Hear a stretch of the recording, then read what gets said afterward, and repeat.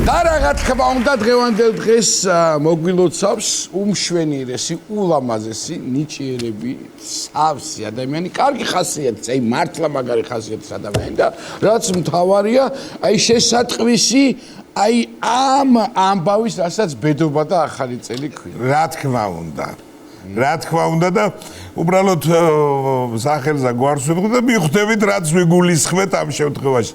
ჩვენი უნიჭიერესი უსაყვარლესი ჩვენი მეგობარი, საქართველოს მეგობარი, სოფო ბედია გახლავთ ჩვენი სტუმარი.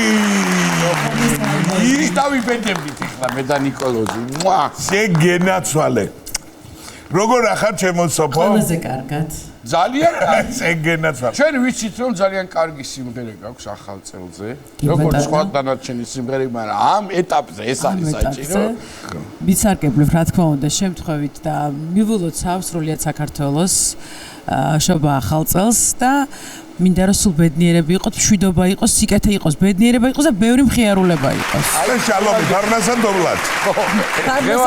დღიდან იწყება კარგი ხანგრძლივი პურმარინები და გამძლეობა მამაკაცებს. გამძლეობა მე. სოფო, სავარაუდოდ ხვდებით ხო რომ შესაბამისად სიმღერაც თემატურად და რა ქვია სიმღერას გაგიკვირდება და ახალი წელი. ცოტა უცნაური სახელწოდებით არის. რაღაცნაირად უნდა ჩავსრა. მაგრამ მოვარგებთ რამენაირად. სოფო ძალიან გვიყვარხარ და გელოდება შენი მაყურებელი რომელსაც ძალიან უყვარს. სიამოვნებით. ხო. ხო.